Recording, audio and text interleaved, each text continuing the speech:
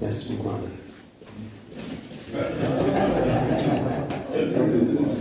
Moi, je la bise fraternelle, la bien, ça. Moi, je tourne la bouche, Vous voyez comment le Seigneur m'a renouvelé. André, c'est un ex-policier. Il y a une époque où on ne s'entendait vraiment pas bien, moi, puis les policiers. C'est désolé, on se donne presque la bise. Vous ne devinerez pas quoi, j'ai quelque chose de super bien à vous dire. Que le Seigneur vous bénisse. Amen. Tous. Je suis fidèle à mes paroles. Je vous ai dit ce matin que je commençais toujours comme ça. J'ai vérifié entre le dîner et cet après-midi, puis il n'a pas changé d'idée. Il a encore l'intention de vous bénir. Laisse savoir si nous, on a changé d'idée de l'être. Parce qu'être béni, ça vient avec son lot de responsabilité. On reçoit pour donner. Donc, si on n'est plus béni dans notre vie, à un moment donné, il faut simplement mettre pause et se dire à quel moment j'ai arrêté de bénir.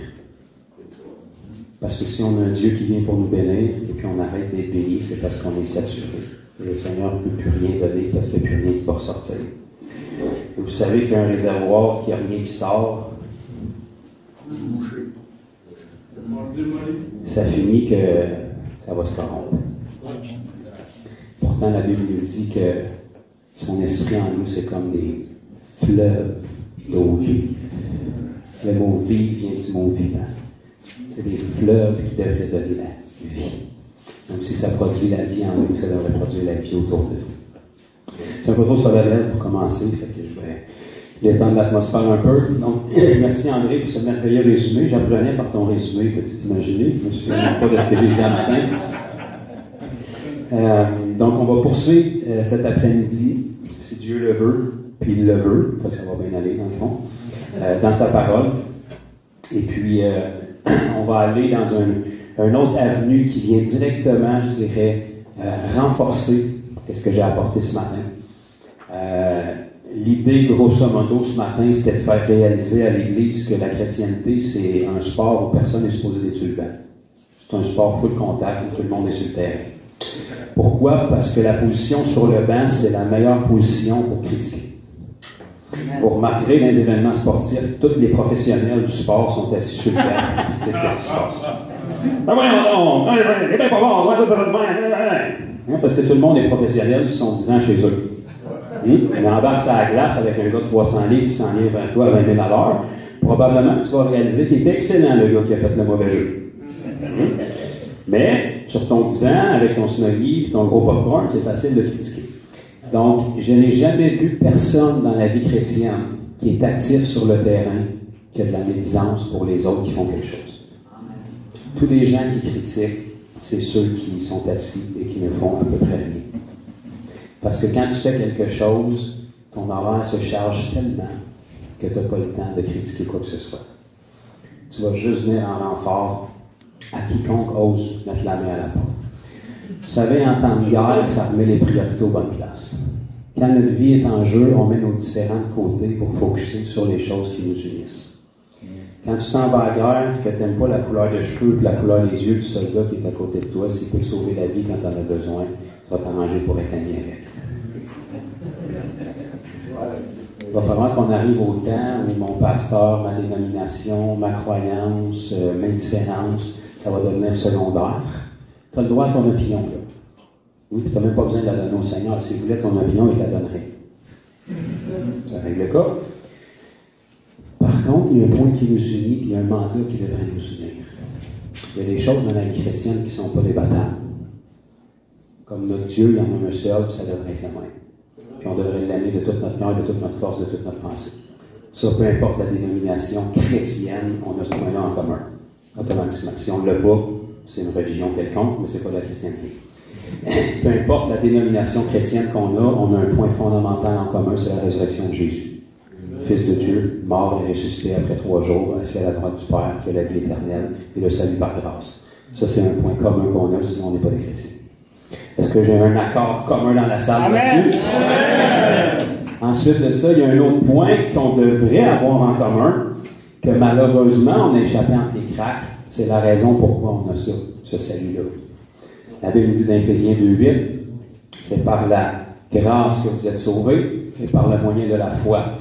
Ça, c'est merveilleux. Ça a réformé la dite Église à une époque. Parce que l'Église était rendue tellement loin de ce que le Seigneur avait créé qu'on avait même perdu le salut par grâce. Vous imaginez, il y a à un moment donné quelqu'un qui s'est levé, du nom de Martin Luther, pour ne pas le nommer, qui a dit « Hey, on a échappé quelque chose. » Il a réformé ça pour au moins nous ramener ce point-là. Et c'est un point fondamental de la vie chrétienne.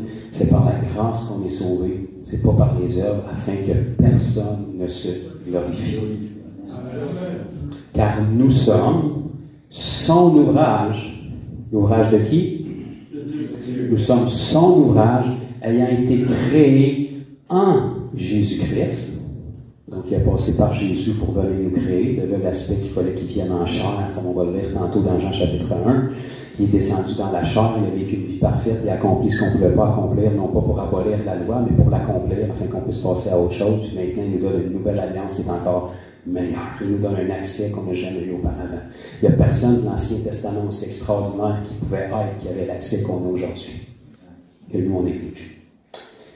On dirait que si on rendrait la vie chrétienne compliquée, puis on vous dirait, pour rencontrer le Seigneur, il faut aller une fois par année en Israël avec une cérémonie de purification pour vous circoncire toute la gang, pour vous preniez un numéro, puis que vous appreniez la Torah par cœur, les 613 lois. Puis si vous arrivez jusqu'à là, vous allez peut-être avoir un 5 minutes dans le lieu très saint avec le Seigneur. Probablement qu'on aurait des chrétiens plus sérieux. Parce qu'aujourd'hui, vous pouvez le rencontrer sur votre bol de toilette le matin. On prend ça pour acquis.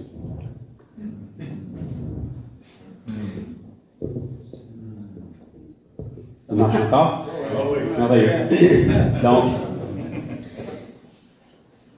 le salut, c'est par la grâce. C'est un don de Dieu, évidemment au moyen de la foi. Donc, la grâce vient de Dieu, puis la foi vient de Dieu aussi. La Bible nous dit qu'il est l'auteur et le consommateur de notre foi. Il a placé la mesure de la foi dans le cœur de chaque être humain. Maintenant, la décision de en qui et en quoi on la met, ça, c'est la petite partie qui nous appartient. On n'a même pas de mérite, parce que sa grâce vient de lui, la foi vient de lui. Nous, on a juste eu la bonne réponse de goûter à son amour, puis de répondre par notre amour en retour. Et ça produit un miracle qu'on appelle la nouvelle naissance. La Bible dit que c'est point par les œuvres afin que personne ne se glorifie, qu'on est son ouvrage, qu'on a été créé en Jésus-Christ. Ça veut dire que c'est pas votre papa qui vous a créé, c'est pas votre maman qui vous a créé. Ça, c'est l'enveloppe charnelle que vous voyez dans le miroir, mais depuis que vous êtes chrétien, c'est plus ça votre identité. C'est juste votre véhicule temporaire. Et votre vraie identité, c'est ce qui donne la vie à cette enveloppe-là. Ça, c'est ce qui a été créé en Jésus-Christ. Le moment où vous avez dit oui. Que vous soyez à genoux, debout, couché, pleure, rie, je m'en fous comment ça s'est passé. Le moment où vous avez dit oui, il y a un miracle surnaturel qui est le plus grand miracle de l'histoire de l'humanité. On est assis sur une bombe atomique de puissance, mais on ne réalise pas sur quoi on est assis parce que ça s'est passé dans l'esprit puis on est dans la chair. Et cet après-midi, on va découvrir qu'est-ce qui s'est passé. Et on va commencer à réaliser sur quoi on est assis. On va dire, je ne peux pas m'asseoir sur quelque chose comme ça. Il faut que j'aille le mettre en œuvre. Donc, je poursuis dans le verset. Nous sommes son ouvrage ayant été créé en Jésus-Christ pour de bonnes œuvres. Prenez en note, c'est Éphésiens 2, à partir du verset 8 jusqu'à 10. Et la Bible nous dit que Dieu a préparé d'avance afin que nous les pratiquions. Donc, la raison pourquoi on a été créé en Jésus-Christ, c'est pour de bonnes œuvres. C'est lui qui les a préparés d'avance, mais c'est nous qui devons les pratiquer. Donc, si tu te retrouves dans ta vie chrétienne à jamais pratiquer les œuvres qu'il a préparées d'avance pour toi, donc pourquoi est-ce que tu as été sauvé en Jésus-Christ? Le but du salut en Jésus-Christ, il faut être conscient d'une chose, on a un bon Père Céleste. Hier, je suis arrivé tard, j'ai manqué de partie, mais je crois que le frère qui était ici, Jerry, si je ne me trompe pas, parlait de l'amour du Père ou quelque chose comme ça. Ça, c'est une belle révélation. C'est essentiel, ça va déborder dans ce qu'on va parler aujourd'hui sur l'identité, mais Dieu, c'est pas un tyran, c'est un bon Père Céleste. Amen. Et ce bon Père-là, il veut ce qu'il y a de mieux pour vous et pour moi. Alors, je peux vous garantir qu'il n'y a rien ici-bas sur terre de comparable à ce qui nous attend au ciel. Alors, pourquoi est-ce qu'après le moment où est-ce qu'on est né de nouveau, il nous laisse ici? Pourquoi il ne nous amène pas tout de suite dans sa gloire? Pourquoi il ne nous amène pas tout de suite dans sa présence? Qu'est-ce que ce monde a à nous offrir qu'on ne peut pas avoir dans sa présence? Mais la question, c'est pas qu'est-ce que ce monde a à nous offrir, c'est qu'est-ce qu'on a à offrir à ce monde. Amen. Paul disait, pour moi, la mort, c'est un gain. Ça serait de loin préférable que je parte au plus vite et que je m'en aille en présence de Dieu. mais à cause de vous, il est préférable que je reste. Amen. Amen. Parce que si je pars tout de suite, il y en a gros qui vont manquer le bateau. Wow. Et je ne veux pas ça. C'est la même raison pourquoi vous et moi, pour la majorité, en fait, si vous êtes ici aujourd'hui, je dirais la totalité, c'est la raison spécifique pourquoi, quand vous êtes sortis des eaux du baptême, vous n'avez pas été enlevés au ciel. Parce que le Seigneur, il y a des œuvres qu'il a préparées d'avance. Le salut était simplement le miracle qui vous permettrait d'accomplir ces œuvres-là. Parce que c'est par ces œuvres-là qu'il va être capable de rejoindre ceux qui ne le connaissent pas encore. Voyez comment le Seigneur est extraordinaire dans son infinie bonté, dans son infinie sagesse. La Bible nous dit qu'il avait caché ce mystère-là de toute éternité, à travers lequel il ferait connaître sa sagesse à tout le royaume des ténèbres. Et c'est par son Église qu'il ferait ça. Dieu qui est infiniment grand, infiniment bon, infiniment parfait, qui a des myriades d'anges au ciel. Il avait caché depuis toute éternité dans son plan la dispensation où est-ce qu'il prendrait la poussière de la terre pour en faire des porteurs de sa présence, qui à travers ce peuple-là, de toute langue, de toute tribu, de toute nation, qui ont été rachetés par son sang, deviendraient des porteurs de son même message et feraient les mêmes choses que lui a fait pour racheter des gens qui sont dans la même état que lui était. Ça, c'est le mystère de l'Église qui maintenant nous a été révélé. Puis l'Église, c'est pas mal vous puis moi, là. Amen.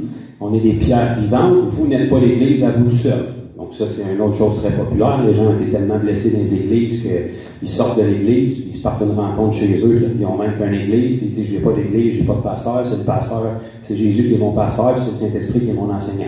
Bon. Finalement, 2 mois après, ça s'est tout pété, puis ça a blessé du monde encore plus. Fait qu'il y a une structure biblique qui doit être là.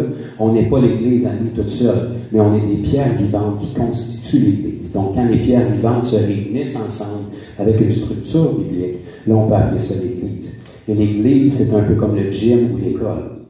On ne va pas à l'école pour devenir intelligent. On va à l'école pour apprendre à utiliser notre intelligence. Pareil comme on va au gym pour apprendre à utiliser nos muscles. OK? L'Église, c'est censé être la même chose. C'est un endroit où on va pour apprendre à être développé dans les capacités que nous avons déjà reçues. L'Église ne nous donne rien. Dès le moment où vous avez dit oui à Jésus, le miracle qui s'est passé dans votre esprit, votre homme ou votre femme, qui sont en haut, spirituel en ce moment, si on se croise au ciel dans 5000 ans, ça va être exactement le même que j'ai devant moi en ce moment. On n'évolue pas dans le monde spirituel. Le Seigneur nous sauve instantanément, surnaturellement. On est perfectionné en un moment. Pourtant, personne de nous est parfait. Mais elle avait dit qu'on l'est. Okay? Parce qu'on l'est dans une dimension de nous. Et c'est très important de comprendre ça. Donc ça, c'est quelque chose que j'ai passé ma vie dans l'Église et j'ai vu des chrétiens tellement m'arracher, des gens sincères qui aimaient le Seigneur, mais qui vivaient à peu près juste un petit peu mieux que les gens du monde, qui étaient toujours écrasés, qui étaient toujours abattus, qui étaient toujours condamnés, qui retombaient toujours dans les mêmes choses, qui donnaient bien souvent pas un modèle tellement extraordinaire aux gens du monde. Vous savez, des fois, tu parles aux gens du monde, puis tu leur dis « Qu'est-ce que tu as fait en fin de semaine? » Bon, vous savez de quoi qu'ils vont vous parler, ce ne sera peut-être pas très éloquent, mais ils vont le dire avec passion. Passion trippée. Ça va leur prendre la semaine à s'en remettre de ce qu'ils ont trippé, mais au moins, ils se sentent vivants. En tout cas, je pense que c'est comme ça.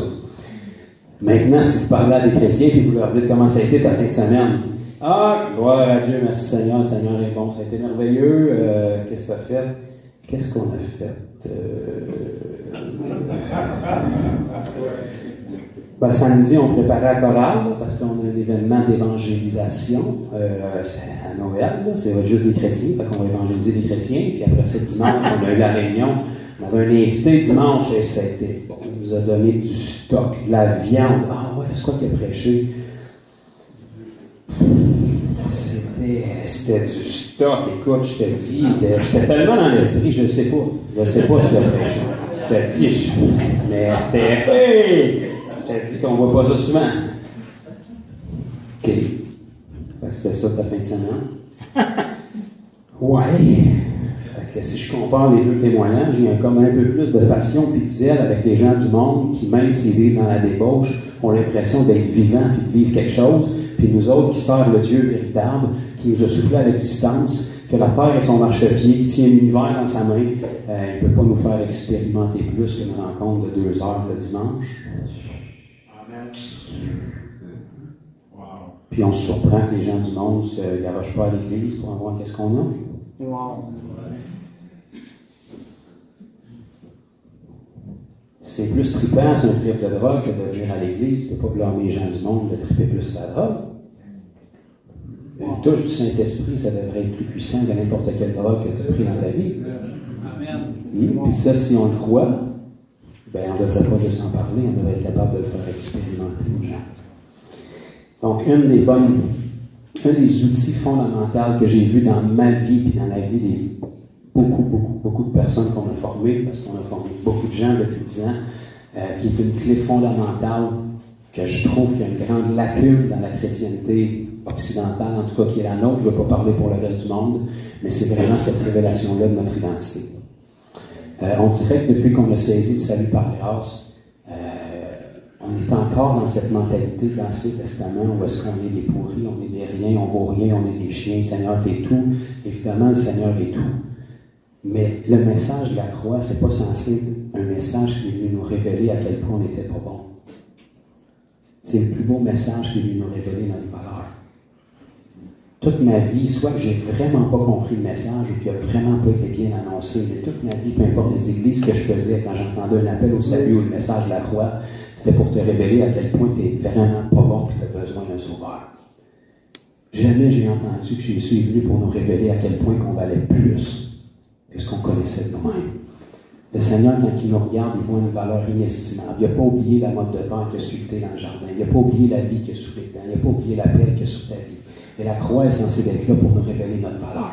Pas pour nous montrer où est-ce qu'on n'est pas, mais pour nous montrer où est-ce qu'on devrait être. Jésus, c'est pas ça.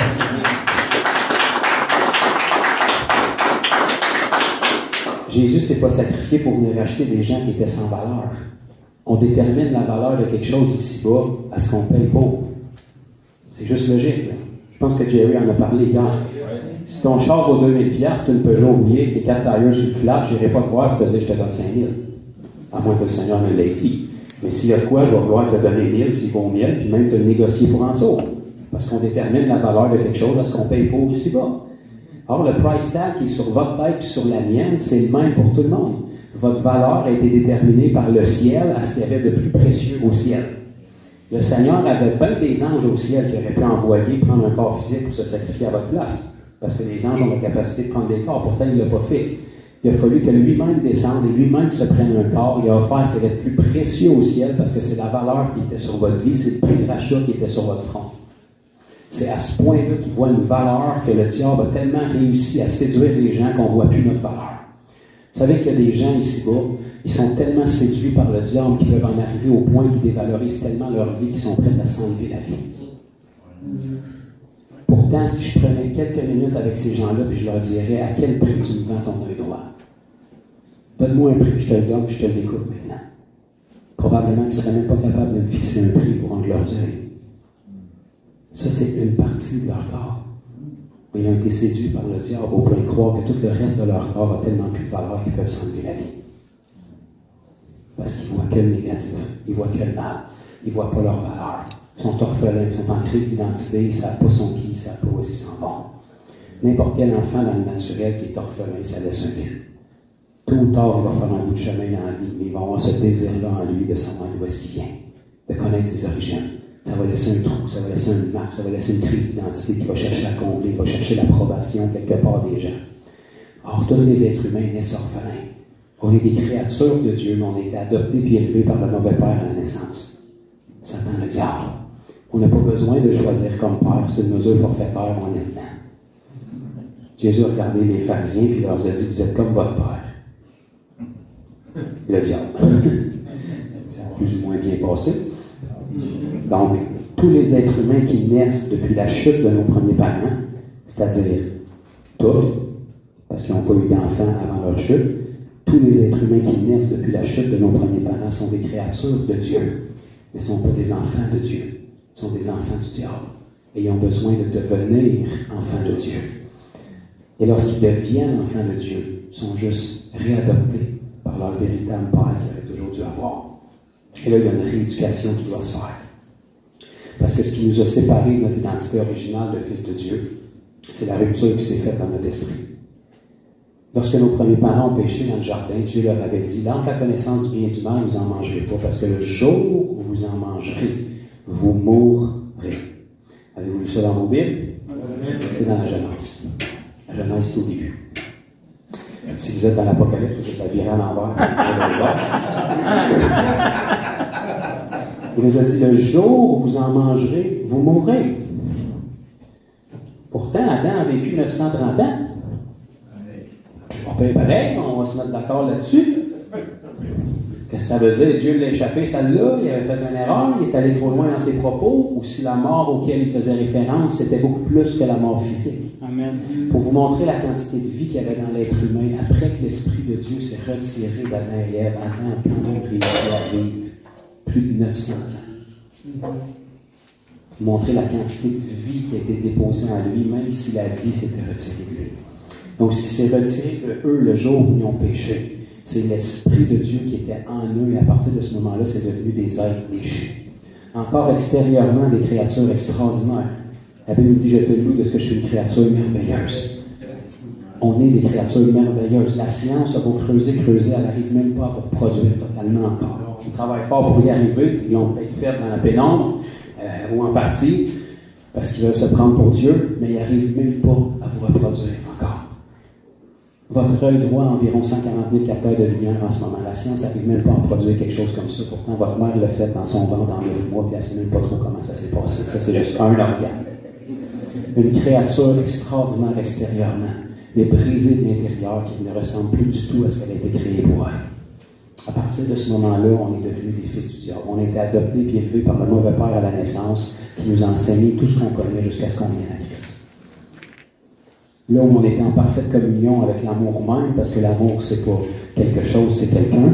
Son nom, c'est Jésus. Là où il y avait une communion parfaite et où on était pleinement comblés. Lorsque Dieu s'est retiré, que l'amour s'est retiré, il y a un vide qui s'est fait.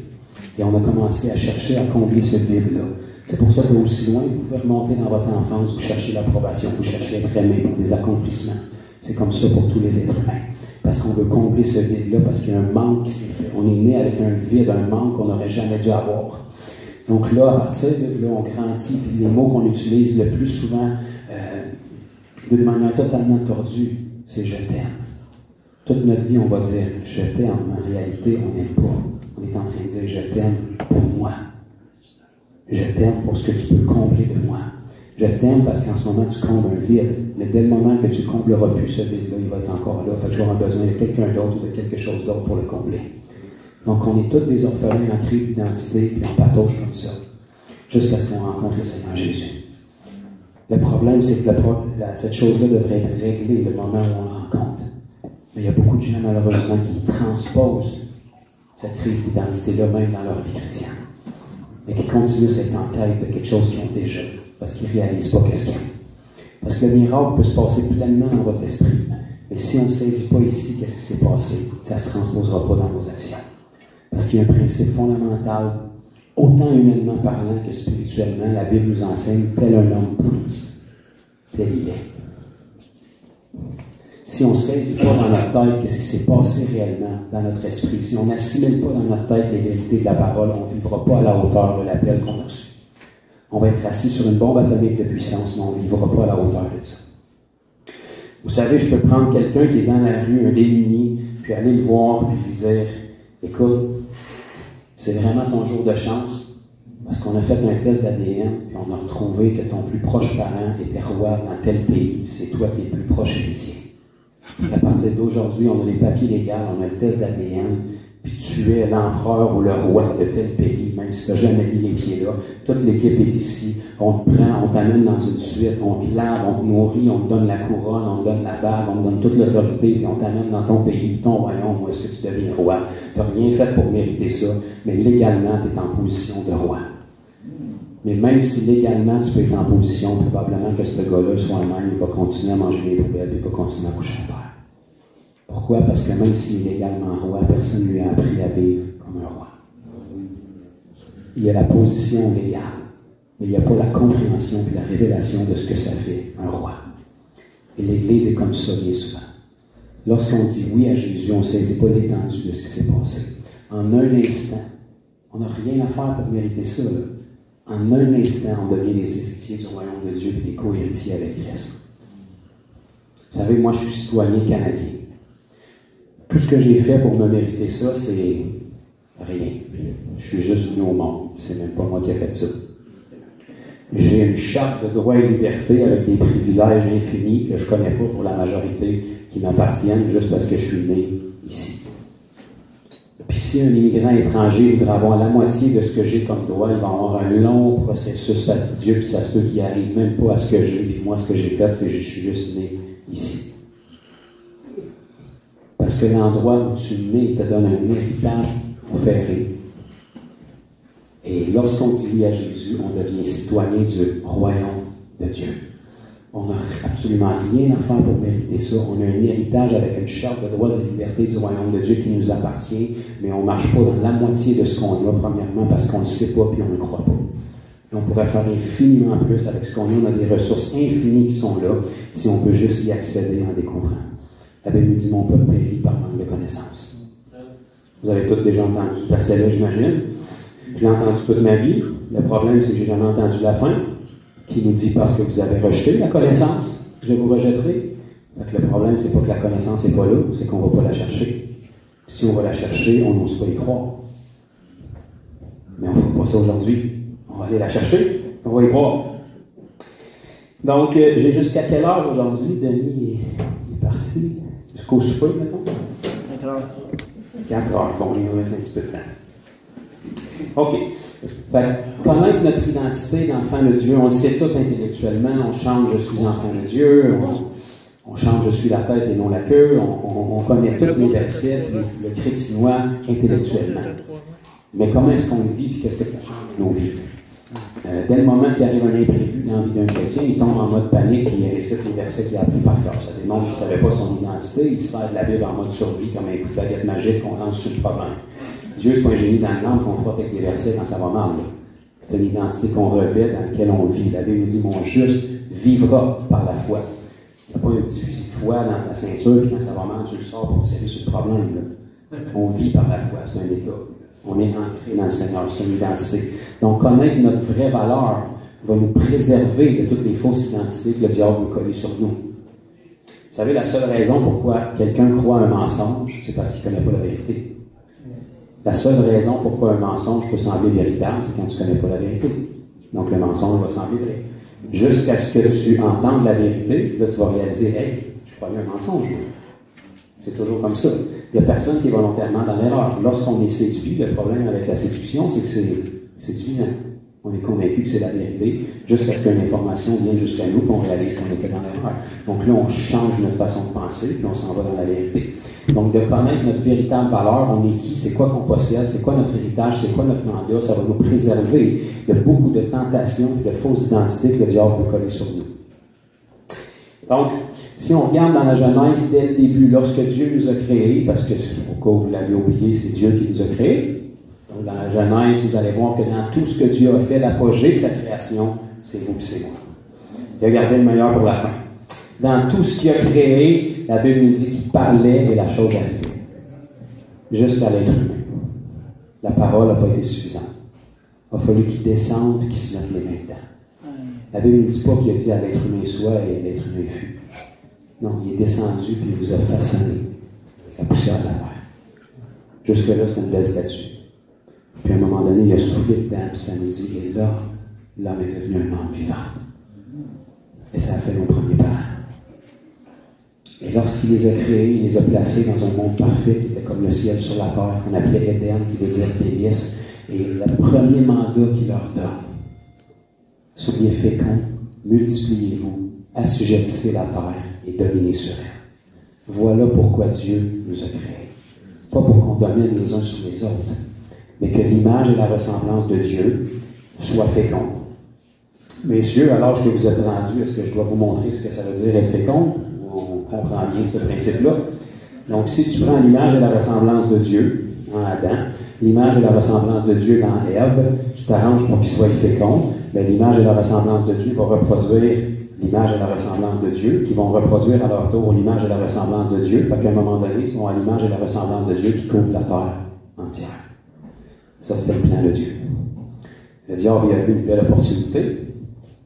Il est venu tenter de mettre un petit détour qui a duré environ plus ou moins 6 000 ans là-dessus, mais le Seigneur n'a pas fait d'erreur dans son plan parfait. Il restaure toutes choses et il va restaurer toutes choses. C'est pour ça que quand vous allez à la dernière page de votre Bible, vous retrouvez les mêmes éléments que dans la première page de votre Bible, parce que son plan était parfait.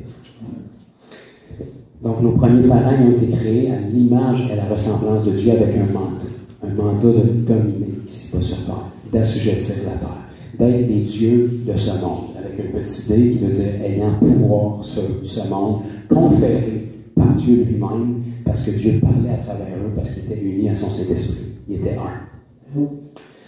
Donc, évidemment, il s'est produit une grave erreur à ce moment-là, puis ça a fait l'humanité qu'on voit aujourd'hui. Mais si vous regardez les points critiques que le diable est venu attaquer dès le départ pour faire chuter l'être humain, ça devrait commencer à nous allumer les lumières sur la façon dont il fonctionne. Parce que les mêmes tactiques qu'il a utilisées pour réussir à faire tomber nos premiers parents, c'est exactement les mêmes tactiques qu'il a utilisées quand il est allé tenter Jésus dans le désert. La différence, c'est qu'ils n'ont pas eu la même réponse. Ouais. Lorsque le diable est allé vers nos premiers parents, il est allé vers eux pour, premièrement, remettre en question leur source. Dieu a-t-il réellement dit?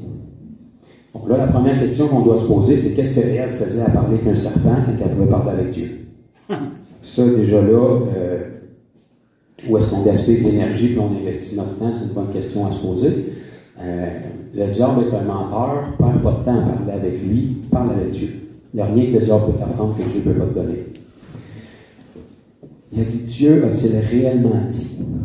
Donc, quand ta source vient directement de ton Créateur, puis quelqu'un vient remettre en question ta source, est-ce que Dieu t'a réellement dit ça? S'il peut réussir à trouver une faille dans ta perception de Dieu, automatiquement, il y a un accès pour venir toucher ton identité. Quand ton identité vient de ta source, puis on vient mettre confusion dans qui est ta source, la nature de ta source, la volonté de ta source, automatiquement, on vient t'ébranler. Dieu a-t-il réellement dit? Non. Dieu sait que le jour où vous en mangerez, vous n'allez pas mourir, vous allez devenir comme des dieux. Attends un instant. Genèse 1,26 vient de me dire qu'il était à l'image et la ressemblance de Dieu. Il n'y a rien dans tout l'univers qui ressemblait plus à Dieu qu'Adam et Ève. Le diable leur dit, vous pensez que vous êtes hot en ce moment, là? Dieu sait, pour ça qu'il ne veut pas que vous mangiez de ça, parce que Dieu sait qu'il y a encore plus qui vous attend. Il sait que vous allez être comme lui, puis il veut vous garder en dessous de lui. Si tu remets en question la source, la bonté de la source, il n'y a pas mieux, c'est le meilleur, il veut que tu viennes. Si tu remets ça en question, tu commences à faire une petite faille pour venir atteindre ton identité à toi.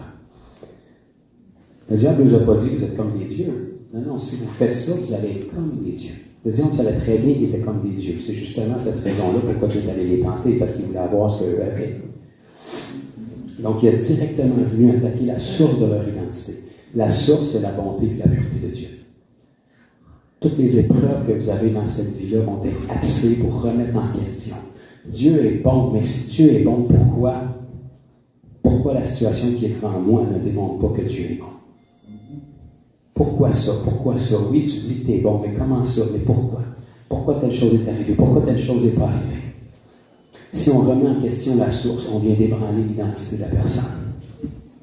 Et si tu ébranles l'identité de la personne, elle ne sait pas où est-ce qu'elle s'en va. Elle est en crise d'identité, donc elle va croire à peu près toutes les options que tu lui donnes. Ça a bien fonctionné avec nos premiers parents. Ils ont tombé pour le mensonge et à partir de ce moment-là, ils ont remis toute leur autorité entre les mains du diable, puis eux, ils ont revêtu l'identité du diable. C'est pour ça que c'est pas long. Les premiers enfants qu'ils ont eu, Caïn a tué son frère Abel, puis il a caché le corps. Il ne savait même pas c'était quoi un meurtre, il ne savait pas c'était quoi de la jalousie, puis il n'avait aucune idée pourquoi il cachait le corps, mais c'était instinctif. Il l'a fait naturellement. Si vous avancez un petit peu plus loin dans l'histoire de l'humanité, puis vous vous transposez lorsque Jésus est venu, après avoir été baptisé par Jean-Baptiste, ça nous dit que l'Esprit l'a pris et l'a emmené dans le désert où il a été 40 jours de temps en jeûne, et où est-ce qu'au bout de ces 40 jours-là, où est-ce qu'il était plus faible dans sa chair, le diable est allé pour le tenter. Et regardez bien quel outil que le diable a utilisé pour tenter Jésus. Exactement les mêmes que ce qu'il avait utilisé dans le Jardin d'Éden. La différence, c'est que la réponse a été différente. On va tourner ensemble dans Luc, je crois que c'est chapitre 4 de mémoire.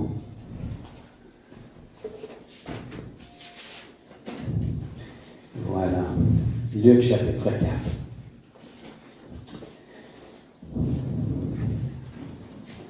On va commencer au verset 1. Luc chapitre 4, 1.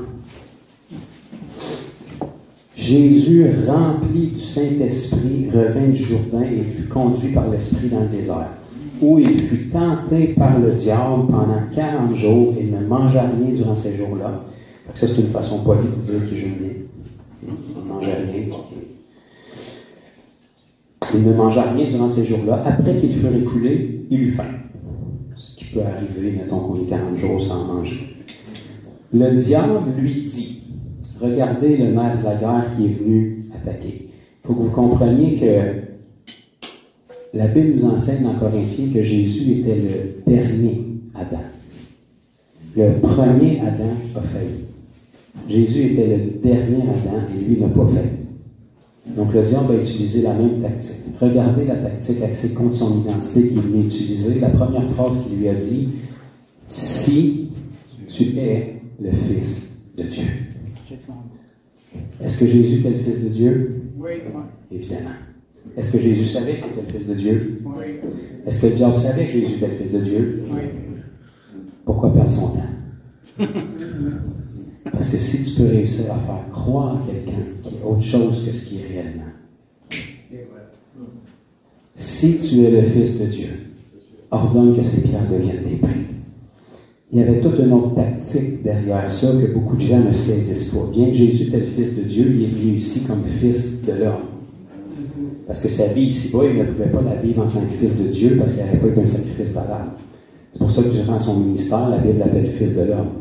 Parce que bien qu'il était Dieu, il s'est dépouillé de sa divinité pour se rabaisser et être comme nous, parce qu'il n'aurait pas pu faire quelque chose en d'autres paramètres que les nôtres. Donc il était pleinement humain. Il ne pouvait rien faire ici en tant que Fils de Dieu. Tout ce qu'il faisait, ça devait être en tant que Fils de l'homme. C'est pour ça que légalement, il a le droit de nous dire dans Jean 14, 12, en vérité, je vous le dis, celui qui croit en moi fera les mêmes choses que j'ai fait et même de plus grandes. S'il avait dit ça en tant que Fils de Dieu, ça n'aurait pas été valable, parce que c'est impossible pour nous, en tant qu'être humain, de faire ce que le Fils de Dieu fait. Mais parce qu'il a fait tout ce qu'il a fait en tant qu'homme, il pouvait nous dire, si tu crois en moi, tu vas pouvoir faire les mêmes choses. Parce que tout ce que je fais, je le fais en tant qu'homme. Donc Jésus, bien qu'il était le Fils de Dieu, ici, il était Fils de l'homme. Est-ce que Jésus aurait été capable de changer des pierres en pain? Oui. Il était capable de changer l'eau en vin. Il aurait été capable de changer des pierres en pain. Le problème, c'est que s'il avait changé des pierres en pain, il l'aurait fait en tant que Fils de Dieu. Donc, ce n'est pas un homme qui aurait été à la croix. C'est un Fils de Dieu. Ça n'aurait pas été un sacrifice valable. Et le diable vient gagner qu'est-ce que j'en voulais. Dans l'Ancien Testament, il a tout fait pour essayer de teinter la généalogie de Jésus pour pas que Jésus soit pleinement humain, pour pouvoir suivre le sacrifice, et ça n'a pas marché.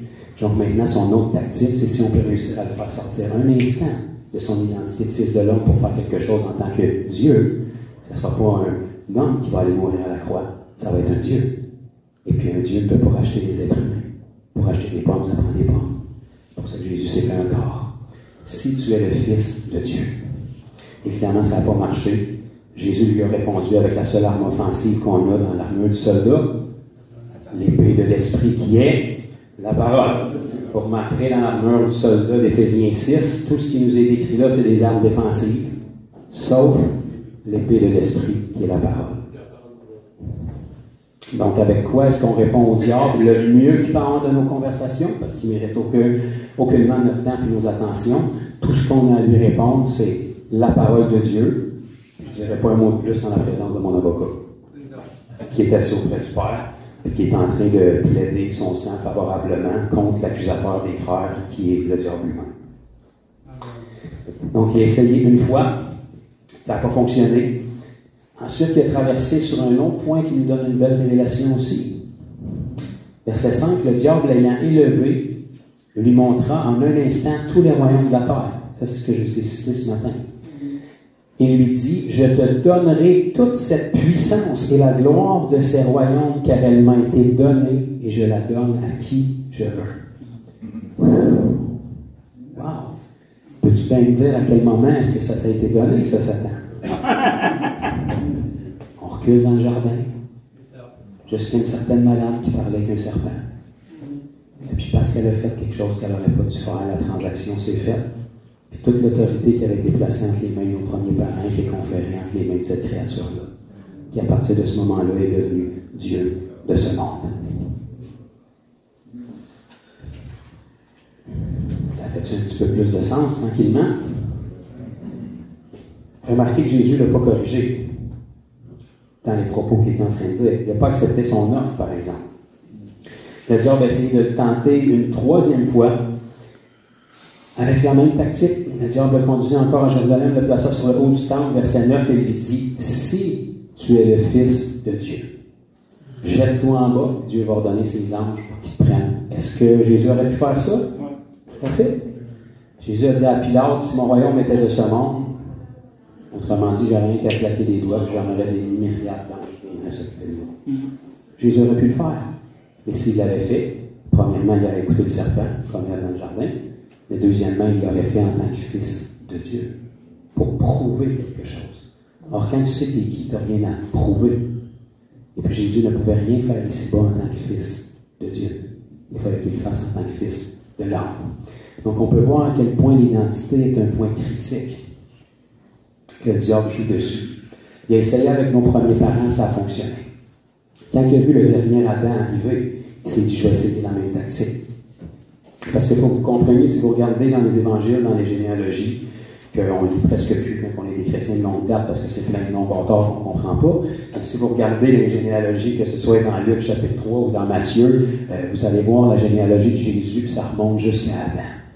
Vous allez voir que le premier fils de Dieu, c'était Adam.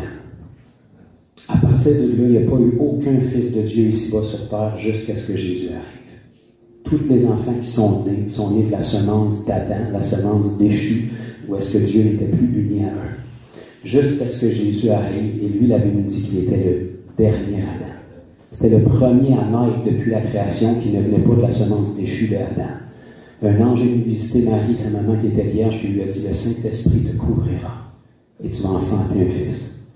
Demandez pas de vous expliquer comment ça s'est fait, mais c'est le Seigneur qui les a fait, les organes, fait qu'il sait comment ils fonctionnent. Le Saint-Esprit l'a couvert, et ça a placé Jésus dans Marie. Et Jésus est venu au monde d'une manière totalement naturelle et humaine, comme nous, parce qu'il devait être fils de l'homme. La seule différence, c'est qu'il n'y avait pas la semence du diable en lui. Il venait directement de la conception du Saint-Esprit, comme nos premiers parents dans le jardin avant leur chute. C'est pour ça que Jésus était le dernier Adam, et il était le premier d'une nouvelle famille. Si tu plantes un fils dans la terre, tu vas récolter des fils, parce qu'on récolte ce qu'on sème. Jésus est descendu dans le tombeau, on a planté un fils parfait, et quand il est ressuscité depuis 2000 ans, il récolte une multitude de fils. La Bible nous dit qu'il n'y a pas eu honte de nous appeler ses frères et ses sœurs. Ça, c'est votre identité, puis c'est la mienne. Ça, c'est ce que le diable ne veut absolument pas que vous sachiez. Ça, c'est ce qu'il ne veut absolument pas que vous saisiez. Ça, c'est ce que le diable veut essayer de vous amener dans un cercle vicieux où vous en sortez jamais, où est-ce que vous axez votre identité sur ce que vous ressentez. Vous êtes rempli de confiance dans des conférences comme ça où est-ce qu'on parle la parole, mais dès le moment que les feuilles tombent à l'automne, qu'on a quelques persécutions, ben là, on ne se sent pas un enfant de Dieu. Quel verset le Seigneur te demande de le sentir? Je veux le savoir. Donnez-moi-le. Est-ce qu'il y en a un qui nous dit qu'on doit sentir pour croire? Je tout par celui qui me fortifie. Absolument. Fait que ça, c'est une question de foi. C'est pas une question de le ressentir. Que tu le ressentes ou que tu ne le ressentes pas, tu peux tout par celui qui te fortifie. Le Seigneur ne nous appelle pas à marcher par la vue, mais il nous appelle à marcher par la foi. Si on marche par la foi, c'est inévitable que ça va nous amener à voir, à ressentir et à entendre, mais ça commence par la foi, initialement. On regarde ensemble quelque chose d'extraordinaire dans Jean chapitre 1. Quel beau passage sur notre identité. Est-ce que c'est silencieux parce que vous saisissez des choses ou est-ce que c'est silencieux parce que vous avez faim? On va mélanger les deux. Ça nous amène à réfléchir. Jean chapitre 1. Quel merveilleux chapitre. On connaît tous les premiers versets par cœur. Au commencement était la parole était avec Dieu, la parole était Dieu. Ça nous dit qu'elle a été faite chair, elle a habité parmi nous. Regardez bien ça à partir de verset 7. Il vint pour servir de témoin. Ici, on fait référence à Jean le Baptiste, qui était le cousin dans la chair de Jésus. Il vint pour servir de témoin, pour rendre témoignage à la lumière. Qui était la lumière? C'est Jésus. Qui était le témoin? Jean-Baptiste. Avant que la lumière vienne, il y a toujours un ou des témoins qui sont envoyés pour préparer le terrain, pour annoncer que la lumière va venir. Jean-Baptiste était le dernier qui était envoyé pour annoncer que la lumière devait venir. Donc, à partir de Malachie jusqu'à Jean-Baptiste, il y a un 400 ans où est-ce que la voix de Dieu ne se faisait pas entendre. Tout d'un coup, il y a un bonhomme bizarre qui apparaît dans le désert avec un côte de poêle qui mange des sauterelles puis qui commence à prêcher que le Messie s'en vient. Il attirait des foules à lui, puis il commençait à baptiser le monde dans de l'eau sale, puis le monde commençait à venir, puis il annonçait celui qui devait venir. Depuis 2000 ans, Jésus va revenir, mais il y a des témoins qui sont là pour annoncer qu'il va revenir. Et maintenant, c'est plus Jean-Baptiste, c'est vous et c'est moi. Donc c'est important qu'on continue de l'annoncer. Il vint pour servir de témoin, pour rendre témoignage à la lumière, afin que tous crussent par lui. Drôle de conjugaison de verbe, là, mais il n'était pas la lumière, faisant référence à Jean-Baptiste, mais il parut pour rendre témoignage à la lumière. Nous ne sommes pas Jésus, mais on porte Jésus en nous et on est là pour rendre témoignage à Jésus qui est la lumière. Cette lumière, verset 9, était la véritable lumière. Donc, si Jésus était la véritable lumière, ça veut dire qu'il y a une multitude de fausses lumières qui sont apportées dans ce monde. Ceci étant dit, je vous invite à m'accompagner dans quelques salons ésotériques et vous allez comprendre de quel genre de lumière est-ce qu'on parle. C'est quand tu penses que tu as tout vu, là, il y en a encore. Donc, il n'était pas la lumière, mais il parut pour rendre témoignage à la lumière. Cette lumière, Jésus, était la véritable lumière qui, en venant dans le monde, éclaire tout le monde. Elle était dans le monde et le monde a été fait par elle. Imagine-toi, la lumière qui a créé le monde était dans ce monde-là. Tout le monde a été fait par elle. Et le monde ne l'a point connue. Elle est venue chez les siens et les siens ne l'ont point reçue. Ça fait référence au peuple juif. Le peuple le plus équipé pour reconnaître la venue de Dieu ici-bas sur terre, c'était le peuple juif. Parmi tous les peuples, c'était le peuple de l'Alliance, c'était le peuple des commandements, c'était le peuple de la loi, c'était le Dieu qui avait plus accès à la connaissance de qui était Yahweh, le Dieu de la Bible, Adonai, peu importe comment vous voulez l'appeler. C'était ceux qui étaient le plus équipés, mais pour la majorité, ne l'ont pas reconnu. Mais il y a une bonne nouvelle qui s'en vient. Gloire à Dieu, verset 12. Mais à tous ceux qui l'ont reçu, à ceux qui croient en son nom, elle, la lumière, qui fait référence à Jésus, elle a donné le pouvoir de devenir enfant de Dieu. On ne naît pas enfant de Dieu, on est des créatures de Dieu et on est fils du diable. Mais si on reçoit la lumière et on croit dans la lumière, on devient enfant de Dieu. Ça, c'est le début. Lesquels sont nés? Qui ça? Lesquels? Bien, ceux qui deviennent enfants de Dieu. Est-ce qu'il y en a ici qui sont devenus enfants de Dieu? Oui. Mon frère, merci. Quelques-uns quand même. Donc, tous ceux qui sont devenus enfants de Dieu, lesquels fait référence à vous? Lesquels sont nés? OK, ça veut dire que votre véritable naissance, c'est pas celle que vous avez eue quand vous êtes sorti de maman. Votre véritable naissance, c'est le moment où vous êtes devenu enfant de Dieu. Vous devez vous en souvenir si vous êtes devenu enfant de Dieu. Donc, vous qui êtes devenu enfant de Dieu, le moment où vous êtes devenu enfant de Dieu, voilà ce qui s'est passé. Vous êtes né, non du sang, ni de la volonté de la chair, ni de la volonté de l'homme, mais de Dieu. Fait que ça se peut que votre première naissance se soit faite par la volonté de l'homme, puis la volonté de la chair. Ça se peut que vous soyez venu dans ce monde simplement parce que maman était la plus belle dans le bar ce soir-là quand papa était sa brosse. Ça se peut que ce soit comme ça. Mais ça détermine en rien votre valeur. Le moment de votre naissance et de votre arrivée dans ce monde était appointé depuis toute éternité. Vous étiez simplement supposé arriver parfait dans un monde parfait. Entre-temps, il y a eu des gros problèmes, vous êtes arrivé déchu dans un monde déchu.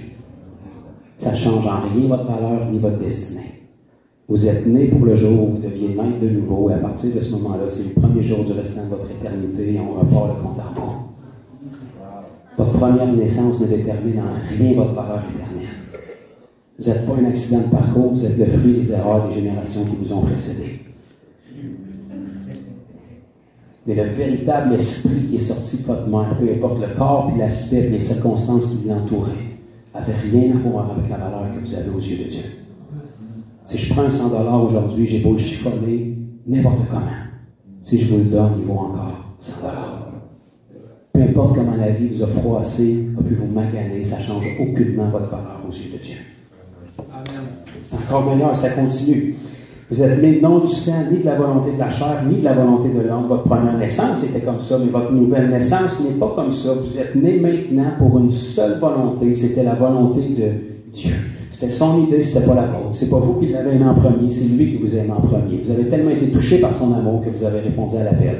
Vous avez juste dit oui quand il vous a fait la cour parce qu'il a impacté votre cœur. C'est la première fois de votre vie que vous étiez aimé réellement à votre juste valeur. Amen. Et la parole a été faite chair et elle a habité parmi nous, pleine de grâce et de vérité. Et nous avons contemplé sa gloire, une gloire comme la gloire du Fils unique venu du Père.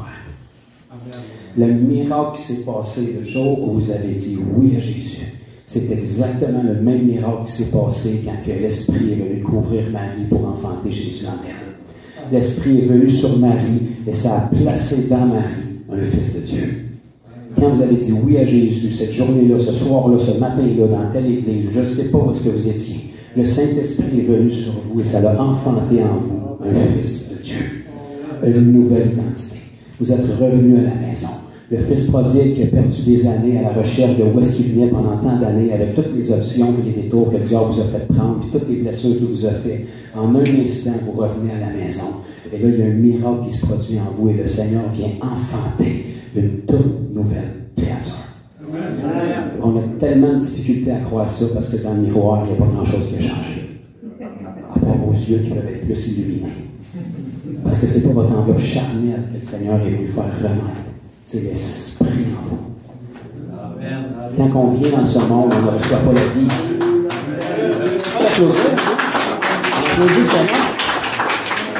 Quand on vient au monde, dans ce monde, on ne reçoit pas la vie. On reçoit l'existence. On a notre corps, puis on a notre âme. Mais notre esprit est mort. Il est vide de Dieu. La Bible ne dit pas seulement qu'on était dans nos péchés. La Bible dit qu'on était mort dans nos péchés. Dès le moment qu'on est de nouveau, alors pour la première fois, on rencontre la vie. Notre corps est le même, notre âme est le même, mais l'esprit en nous redonne vie à notre esprit. Pour la première fois, on arrête de survivre ici-bas, puis on commence à vivre réellement. Mais parce que le miracle se produit au sein de notre esprit, et que notre esprit est dans ce corps-là, puis c'est l'âme qui est deux ensemble pour pas que votre esprit fasse des voyages astrales bizarres comme le New Age fait, on ne réalise pas sur quoi on est assis. On ne réalise pas la puissance qui est en nous. J'aimerais vous faire réfléchir sur une chose. Puis je m'excuse d'être excité, j'essaie de le contenir. Dans l'Ancien Testament, vous savez comment c'était difficile et fastidieux d'accéder à Dieu. Dieu, c'est pas une blague. Il y avait tellement de protocoles pour qu'un seul homme, une fois par année, puisse avoir un court moment avec lui. Puis je peux vous garantir que les gens prenaient ce moment-là au sérieux parce que si lui manquait son coup, c'est tout le reste du peuple qui était scrappé. C'est à ce point-là que Dieu était saint. Si le souverain sacrificateur échappait des commandements et n'était pas totalement pur pour entrer dans le lieu très saint pour représenter tout le peuple, on avait un gros problème. Notre frère Marc a fait un beau symbole. Puis comme c'est l'homme qui s'en va représenter tout le peuple, si lui, qui c'est qui va aller chercher là? Parce que tous les autres qui rentrent, t'as pas énorme de lieu très saint. À un moment donné, il y avait du cadavre au pied carré.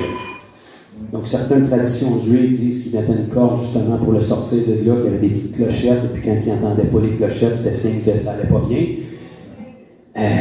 Tout ça pour vous dire qu'il y avait un niveau de sainteté qui devait être atteint rituellement pour pouvoir juste avoir un accès.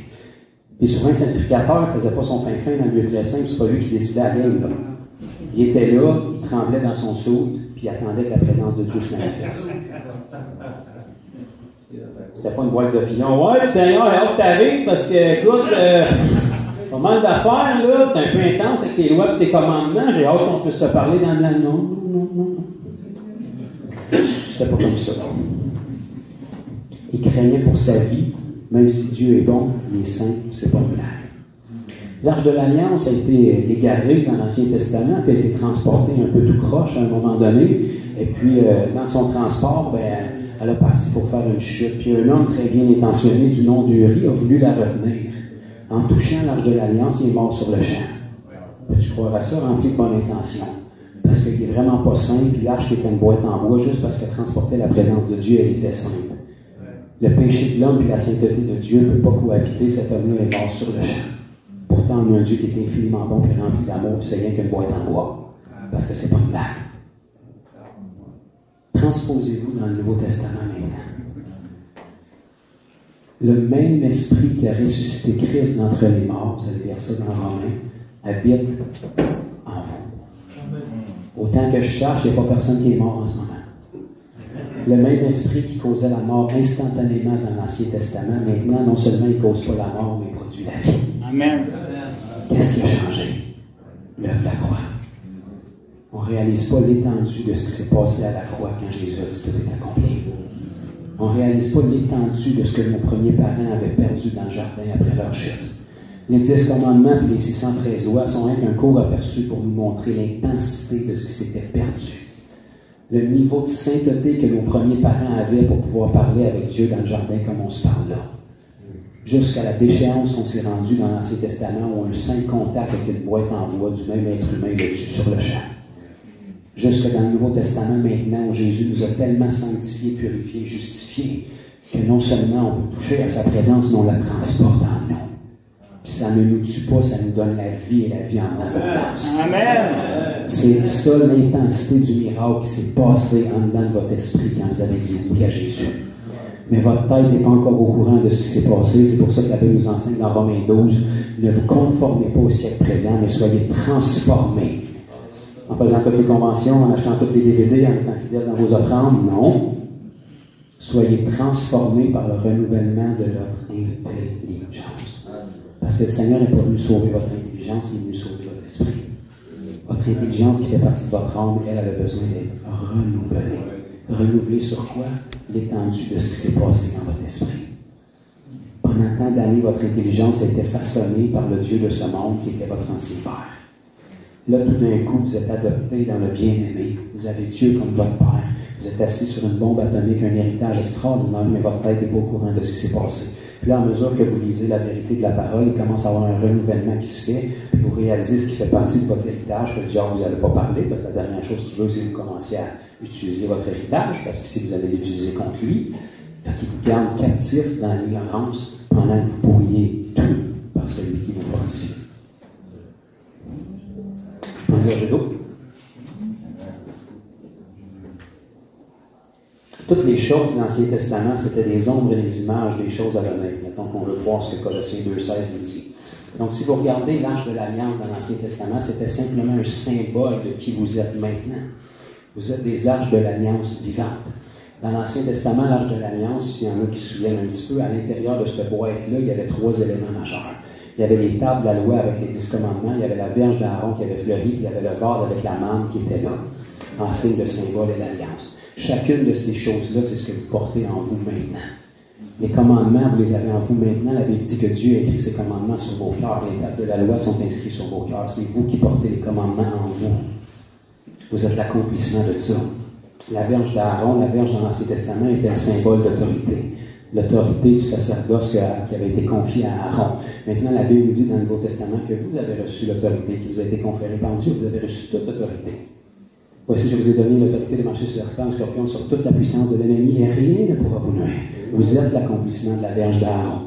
La manne dans le vase, c'était le pain venu du ciel, qui est une image de Jésus. Maintenant, vous portez Jésus en vous. Votre corps est le temple du Saint-Esprit. Vous êtes l'accomplissement du pain qui est descendu du ciel. Donc, vous êtes des arches de l'Alliance vivante.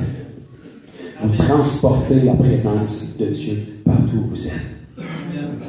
Et si on peut réaliser qu'est-ce qu'on transporte, on va commencer à parler et agir de manière différente.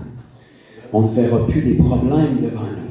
On va voir des opportunités devant nous. Un problème reste un problème tant qu'on n'a pas la solution. Mais quand on réalise que peu importe le problème qu'on a devant nous, on porte la solution en nous, peut-être qu'instinctivement, on ne sait pas c'est quoi la solution et comment elle va se manifester, mais on sait qu'on peut aller vers le problème et il va falloir qu'elle se manifeste parce qu'elle est en nous. Parce Parce que si ce n'est pas nous qui règle le problème, qui va le régler? On a la solution en nous. Donc, on va avec la force qu'on a, puis à mesure où est-ce qu'on est rendu là, nous, on voit de l'audace, mais Dieu voit de la foi. Puis dès le moment qu'il décèle de la foi, il relâche la grâce. Puis dès le moment que la grâce tombe sur nous, on se trouve des capacités surnaturelles qu'on n'a pas dans nos propres forces. Alléluia! On ne saisit pas souvent l'étendue de ce que c'est la grâce. Souvent, vous avez probablement été enseigné comme moi dans les milieux chrétiens, la grâce, mon frère, c'est un cadeau immérité. Bon, c'est vrai, c'est un aspect de ça. Mais c'est pas que ça. La Bible nous enseigne dans les évangiles que Jésus grandissait en sagesse et en grâce. Si la grâce est un cadeau immérité, Jésus n'avait pas de cadeau immérité. Il était parfait, il était bon. Donc la grâce, oui, c'est un cadeau immérité. Quelqu'un peut te faire grâce, Dieu peut te faire grâce, mais c'est beaucoup plus que ça. Si Jésus grandissait en grâce et en sagesse, la grâce signifie une capacité surnaturelle de Dieu qui nous donne des capacités qui sont au-delà de nos propres capacités pour accomplir ce qu'il nous demande de faire. Amen. Donc la Bible dit qu'on est sauvé par la grâce. Ça prend une capacité surnaturelle de Dieu pour qu'on soit sauvé, parce que dans nos capacités, on ne peut pas faire ça. Au moyen de la foi. On fournit la foi, Dieu relâche la grâce, puis il nous donne la capacité de passer de fils du diable à fils de Dieu. Amen. On guérit les malades par sa grâce. Personne ne nous a le pouvoir de guérir les malades. À moins que vous soyez médecin, ça ne se fera pas par l'imposition des mains. La seule raison pourquoi un malade peut être guéri quand on le touche, ou quand on parle, ou quand on met notre ombrage, ou quand on le crache dessus, ou peu importe qu'est-ce qu'on fait, la seule raison pourquoi ça peut se produire, c'est que Dieu fait grâce. Il nous donne une capacité surnaturelle qui lui appartient, que nous, on n'a pas, pour qu'on puisse accomplir quelque chose qui le glorifie pour que nos paroles aient un poids. Tout est grâce. Tout ce qu'il nous demande, on a besoin de sa grâce pour le faire. Et sa grâce ne peut opérer que quand la foi est manifeste. C'est pour ça, ce matin, quand on a parlé d'évangélisation, l'Église s'est trouvée mille et une façons d'évangéliser, et ça peut sembler très, très noble, et l'intention peut être bonne, mais c'est toutes des façons, généralement, qui ne nécessitent aucune foi. Fait qu'on le fait dans notre chair, mais les résultats sont très peu présents. Il n'y a rien de mal à donner un évangile à quelqu'un. Mais les apôtres n'avaient pas d'évangile à donner. Les Gédéons n'avaient même pas encore inventé. Et c'est eux autres qu'il fallait qu'ils écrivent, les évangiles. Fait que tout ce qu'il y avait comme option, c'est d'être des épîtres vivants. Plutôt que de donner un évangile, ben ils se donnaient. Puis c'était suffisant. Pourquoi est-ce qu'on est arrivé avec mille et une façons de faire l'évangélisation dans l'Église moderne? C'est parce que c'est toutes des choses qui ne nécessitent aucune foi, fait que c'est confortable pour notre chair. Donc on va faire des soupers spaghettis, on va faire des banquets, on va donner des dépliants, on va inviter la personne à telle place, on va faire ça, puis les intentions peuvent être bonnes. Mais un athée au bord de la rue peut faire la même chose que toi. Un athée est capable de t'inviter, un athée est capable de te faire un sourire, un athée est capable de te donner un dépliant, un athée est capable d'organiser un événement. Ça ne nécessite aucune foi. Ça prend un petit peu d'effort et de la volonté. Or, la Bible nous enseigne clairement dans Hébreux 11 que sans la foi, c'est pas difficile de lui être agréable. C'est impossible. Donc, si on veut des résultats à notre évangélisation, qui devrait être notre vie chrétienne normale, il faut que ce qu'on fasse soit empreint de foi. S'il n'y a pas une portion où est-ce qu'on peut mettre de la foi dans ce qu'on fait, ça peut être rempli de bonne volonté, mais c'est des efforts humains. Le grand apôtre Paul, quand il est allé à Corinthe, il leur disait, quand je suis allé vers vous, je ne suis pas allé vers vous avec une supériorité de langage ou des discours de la sagesse humaine. Pourtant, sachant que l'apôtre Paul était le grand Saul de Tarse avant d'être l'apôtre Paul, on comprend qu'il aurait facilement pu les mystifier avec son jargon. Parce qu'on a parlé ce matin de Corinthe,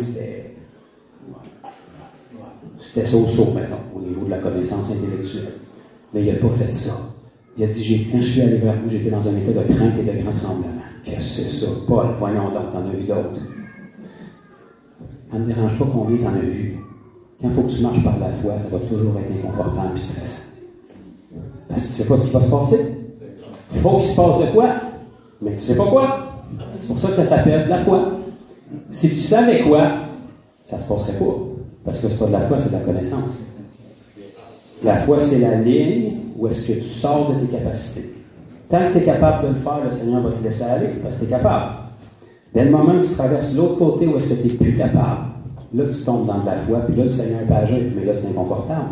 Parce que c'est plus tes capacités, tu n'as aucune idée de ce que tu fais, puis tu n'as aucune idée du résultat. La seule chose qui te donne confiance dans le résultat, c'est de croire ce que Dieu dit. Si je fais ce qu'il me demande de faire, il faut qu'il fasse ce qu'il me dit qu'il va faire. Amen. C'est pour ça que la Bible dit dans Matthieu 5 que votre lumière brille ainsi devant tous les hommes afin qu'ils voient vos bonnes œuvres et qu'ils glorifient votre Père qui est dans les cieux. Ça veut dire que la façon pour que la lumière d'un chrétien puisse briller d'une manière convenable en faisant des bonnes œuvres, c'est que les œuvres qui sont produites par ce chrétien-là ne peuvent pas être des œuvres humaines qu'un athée peut reproduire à côté. Parce que si tu fais seulement des bonnes œuvres humaines, il n'y a pas personne qui va glorifier ton Père qui est dans les cieux. Au mieux, ils vont glorifier toi. Ah, ça, c'est une belle âme. C'est tellement de bonnes personnes. J'aime ce que tu fais. Il devrait y en avoir plus des gens comme toi. La seule et unique raison, ou le seul type d'œuvre auquel les gens vont regarder et vont glorifier ton Père qui est dans les cieux, c'est qu'il faut que ce soit des œuvres surnaturelles que seul Dieu peut faire. Il n'y a rien de mal contre les œuvres humaines. Si quelqu'un n'a pas de linge, donne-y. Les convertis peuvent faire ça à combien plus forte raison on peut le faire. Si quelqu'un meurt de faim, il donne de la nourriture, c'est correct, c'est pas mal ça. Mais ce n'est pas en faisant ça nécessairement que les gens vont glorifier ton Père qui est dans les cieux. Si tu manifestes le surnaturel, où est-ce que seul Dieu peut le faire, là, les gens vont regarder à ta vie et à tes œuvres, puis ils vont dire, cette personne-là, je le connais, puis c'est clair que dans ses capacités, elle ne peut pas faire ça. Fait que forcément, même si ça a l'air d'un imbécile heureux, il faut que Dieu soit avec lui. Là, on commence à progresser. Mais si on fait ça, ça va commencer à amener beaucoup plus d'étroitesse dans la façon dont on évangélise, par exemple. Le Seigneur veut certainement se servir de nos capacités personnelles, de nos talents, de notre personnalité pour qu'on puisse toucher les gens. Mais jamais on peut passer notre personnalité et nos talents avant son modèle biblique. Le Seigneur, ça ne lui dérange pas que tu fasses des mimes chrétiens si tu as un talent pour ça. Mais c'est pas ça ton appel et ton mandat premier. Tu es appelé à guérir les malades, à chasser les démons, puis à annoncer l'Évangile. Si tu veux faire des mimes par-dessus, il n'y a pas de mal à ça. Je ridiculise pas quoi que ce soit. Le Seigneur peut se servir de ça. Mais ce n'est pas nous qui préconisons notre façon personnelle avant celle de Dieu. Parce que notre modèle, c'est notre maître. Et notre maître avait un modèle. À partir de ce modèle-là, il va utiliser nos capacités et nos talents personnels. Quand le Seigneur nous sauve, il ne nous donne pas une nouvelle personnalité. Il la sanctifie. Si tu étais tranquille avant d'être sauvé, tu risques d'être tranquille encore après. Il va y avoir une force dans ta tranquillité. Si tu étais extraverti avant d'être sauvé, tu risques de l'être encore après. Et le Seigneur va sanctifier ce qui sort de ta bouche quand tu le fais. Le Seigneur est venu amener une unité. Une unité, ce n'est pas une uniformité. On peut être unis en étant totalement différents. Le fait d'être uni ne veut pas dire qu'on est uniforme. On est tous différents, on est tous uniques. Mais le Seigneur, justement, se sert de chaque membre du corps de Christ qui ont un but commun, un même esprit, une même puissance, pour qu'à travers votre personnalité, ce soit le même message qui soit mis de l'avant. Parce qu'on a toutes la même identité, même si on a des personnalités différentes et des talents différents. Le Seigneur sanctifie notre personnalité, il sanctifie notre perception, notre façon de voir les choses, puis après, il passe à travers nous pour qu'on soit capable de le représenter. 2 Corinthiens, chapitre 5, 17, je l'ai mentionné ce matin, la Bible nous dit, si quelqu'un est en Jésus-Christ, est-ce qu'il y a quelqu'un cet après-midi qui est en Jésus-Christ? Non, merci, vous rassurez mon cœur. Donc, si quelqu'un est en Jésus-Christ, donc ça, c'est chacun de vous qui a levé votre main, il est une nouvelle créature. C'est pas écrit il était, il sera, c'est écrit il est. Vous allez probablement tomber sur des incrédules, même c'est de plus en plus populaire dans notre génération, qui vont essayer de vous tordre les mots en grec pour vous dire ouais, mais le mot qui est là, c'est devenir, comme si c'était un processus. J'ai pris le temps de vérifier dans le grec, puis non. Le mot qui est là, c'est là. C'est le même terme qui est utilisé quand Dieu va tenter Jésus dans le désert en disant ordonne que ces pierres deviennent des pains. C'était pas dans 10 ans, c'est là qu'il y avait faim. C'est là qu'il fallait que ça soit fait. Lorsque la Bible nous dit celui qui est en Christ, il devient une nouvelle créature, c'est là, c'est maintenant. Dès le moment que tu es en Jésus-Christ, les choses anciennes sont passées. Maintenant, toutes choses sont devenues nouvelles. Quel genre de nouvelles choses est-ce qu'on parle ici? La nouvelle naissance, une nouvelle vie, une nouvelle identité. Tu sais que tu peux avoir une nouvelle identité puis continuer à te promener dans l'ancienne. Puis la diable est là dans son coin puis il rit. Puis tu peux servir à l'église en faisant ça. Tu peux faire plein de choses en faisant ça. Parce que si tu ne connais pas ton identité, il va falloir que tu t'identifies à quelque chose ou à quelqu'un. C'est automatique. L'être humain ne peut pas vivre sans identité. Si ce n'est pas qui, il va devenir les gens qui l'entourent. Il va devenir son service. Il va devenir le leader de louange. Il va devenir le pasteur des enfants. Il va devenir celui qui déneige la cour de l'église l'hiver. Il va falloir qu'il s'identifie à quelque chose qu'il fait. Fait que des yeux externes, les gens vont dire wow, quel bon cœur, un serviteur. Rien contre ses mauvaises actions. Le problème, c'est qu'il trouve son identité dans ses actions. Et dès le moment où il perd son poste, il n'est plus personne. Et puis on dit, comment est-ce que ce frère-là a pu tomber? Ça fait 20 ans qu'il servait dans l'Église, fidèle. Fidèle service pour combler son identité. Ça ne me dérange pas. Qu'est-ce qu'on fait pour le Seigneur? Mais on le fait à partir de notre identité. Laver les toilettes d'une église, c'est pas un ministère. C'est un job que tout le monde peut faire. Mais si tu laves les toilettes en tant que fils de Dieu, moi, te dire une affaire, il y a des bonnes chances que le prochain qui s'assise dessus, il va le faire.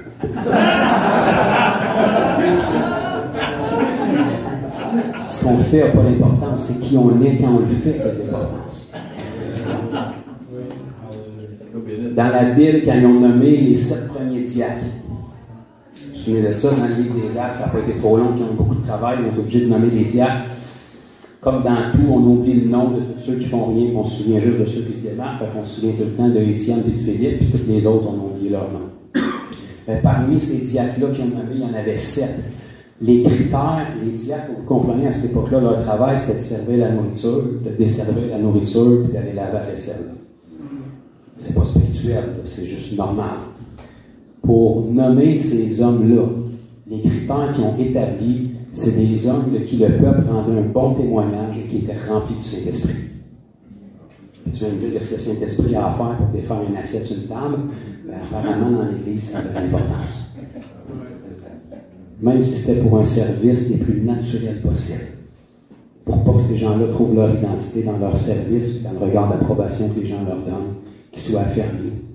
Et parmi ces gens-là, quelqu'un qui avait un bon témoignage, qui était rempli du Saint-Esprit, on se retrouve pas longtemps après avec Étienne et Philippe. Ça nous dit Étienne, rempli du Saint-Esprit, faisait de grands miracles parmi le peuple. Il n'avait même pas sa carte de super apôtre Bishop intergalactique encore. C'était un gars qui défaisait les tables, c'était un diacre, il n'avait même pas un poste spirituel dans l'Église. Tout ce qu'il y avait, c'était un bon témoignage puis la plénitude du Saint-Esprit. C'est pas grand-chose, hein, mais ça a l'air suffisant. Puis avec ça, il faisait de grands miracles parmi le peuple. Il a réussi à gravir jusqu'au niveau de martyr. On engage. C'est Philippe, il passait en Samarie. Une petite pause de défaire les tables, il s'en allait en Samarie, il s'est dit, wow, c'est beau la Samarie, qu'est-ce que je pourrais bien faire ici?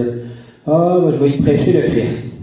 Voyons donc, Philippe, qui c'est qui t'a dit que tu pouvais faire ça? Tu n'es pas apôtre, tu n'es pas pasteur, tu n'es pas prophète, qui c'est qui t'a dit que tu pouvais prêcher le Christ? Ben, je ne sais pas, j'ai un bon témoignage, je suis rempli du Saint-Esprit, puis l'Esprit me pousse à prêcher le Christ. Fait que je vais prêcher le Christ.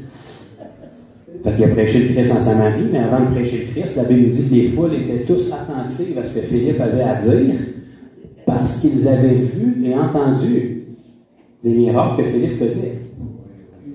Non, bien forcément, s'il était intéressé à ce que Philippe avait à dire, parce qu'il avait vu les miracles, parce qu'il avait commencé par faire des miracles. Un diacre qui défaisait les tables. Un bon témoignage rempli du Saint-Esprit. C'est tout. On sait par après qu'il est devenu évangéliste. Mais à ce moment-là, c'était juste un diacre. Il est allé en Samarie, il a démarré un réveil en Samarie. Et puis les gens ont commencé à se convertir. Pourquoi? Parce que Philippe était en train d'arroser sur les semences qui avaient déjà été mises. Savez-vous quand est-ce qu'ils ont été mises, les semences? Quand Jésus était fatigué, il s'est assis au puits pour se reposer. Il y a une femme samaritaine qui est sortie. Jésus lui a donné une parole de connaissance. Va chercher ton mari. J'ai pas de mari. Tu as bien fait de dire que tu n'as pas de mari, parce que tu en as eu 5 et en ce moment tu es dans l'adultère. Venez voir un homme qui m'a dit toute ma vie. Le réveil a commencé dans Samarie, puis il y a eu une semence qui a été mise. Parce que Jésus était venu pour annoncer le royaume. Lui n'était pas encore disponible. Après sa résurrection, il fallait qu'il envoie quelqu'un d'autre qui vienne arroser sur ce que lui avait placé, puis ça allait apporter une récolte. Parce que ce qu'on a vu ce matin, c'est qu'un sème, l'autre arrose. Mais c'est Dieu qui fait croître la semence. Mais comment est-ce que la semence a pu être arrosée pour amener une récolte? Il y a un boss boy dans sa journée de congé qui est allé en visite dans Samarie, qui a décidé de faire ce que quelqu'un qui est rempli du Saint-Esprit fait. Guérir les malades, chasser les démons, puis prêcher le Christ.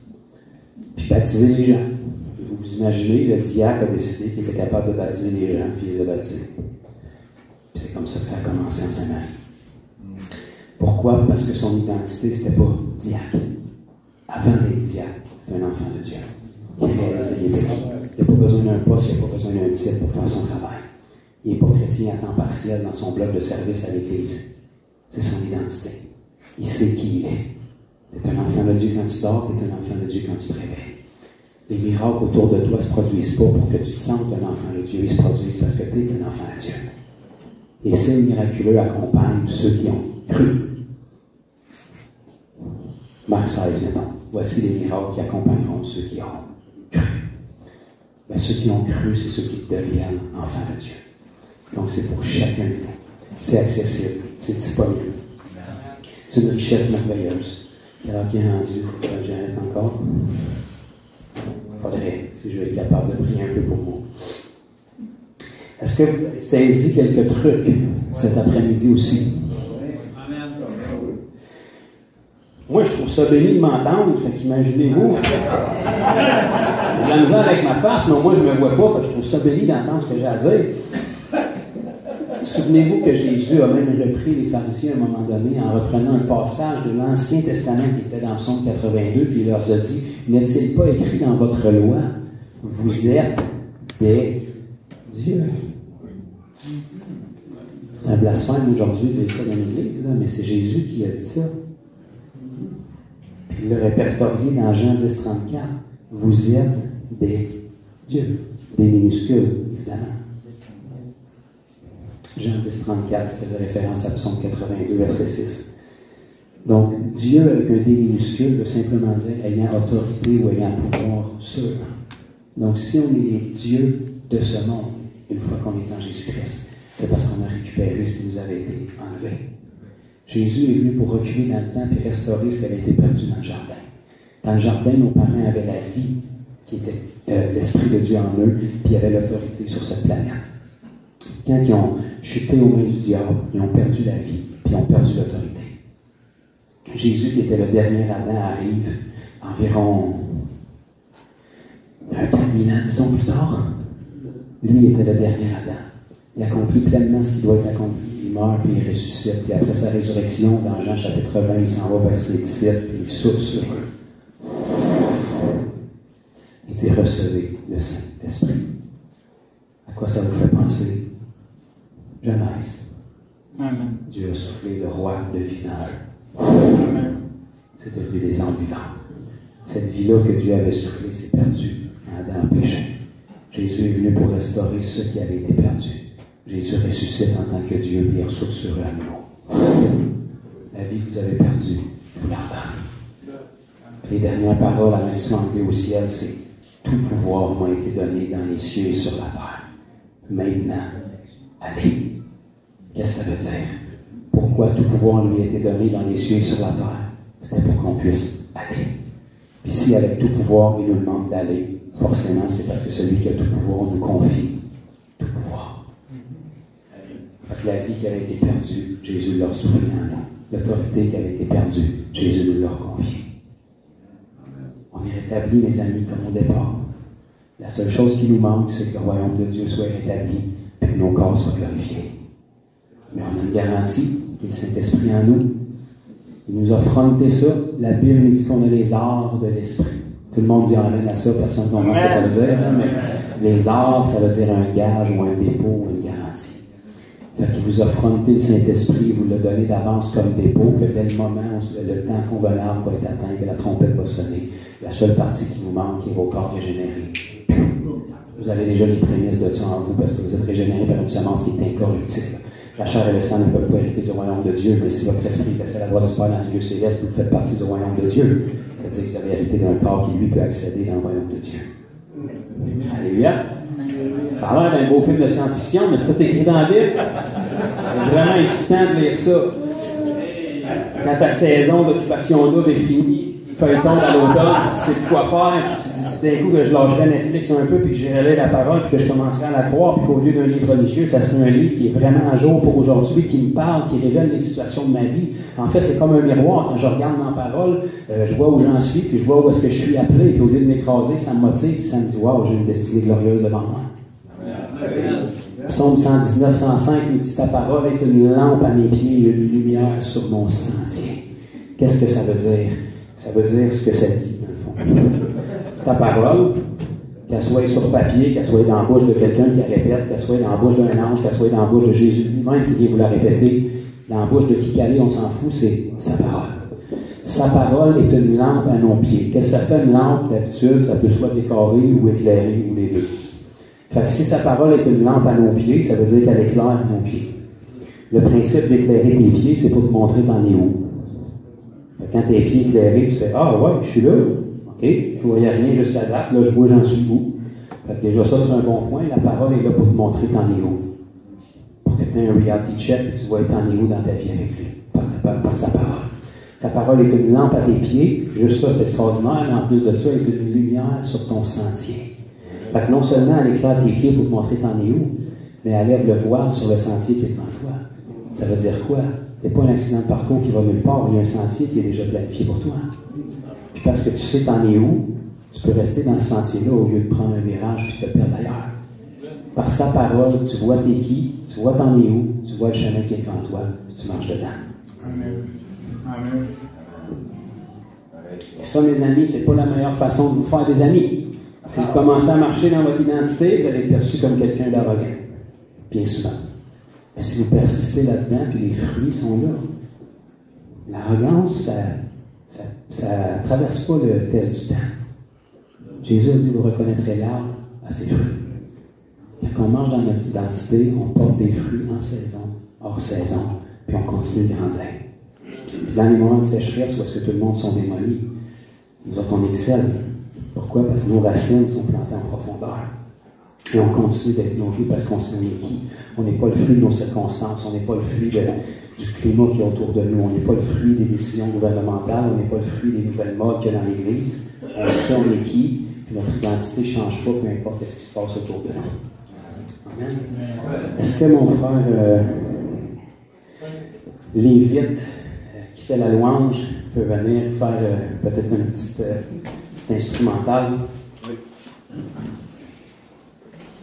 Si tu veux bien, whatever you feel like.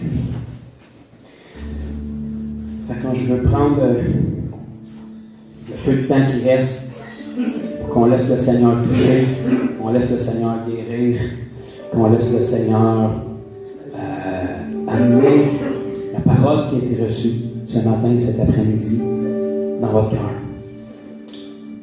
Peut-être des fois on reçoit tellement de coups qu'on ne sait plus où donner de la tête, parce que la parole n'est pas tout le temps là pour nous flatter, elle est là pour nous ouvrir les yeux sur des choses. Mais le Seigneur le fait par amour, parce qu'il y a encore plus pour nous. Et ce qui nous peine des fois en tant que parents, c'est de voir que nos enfants ne vivent pas pleinement ce qu'ils pourraient vivre. Moi, si je vois mes enfants qui viennent supplier vers moi pour avoir mon amour, ça me fait de la peine.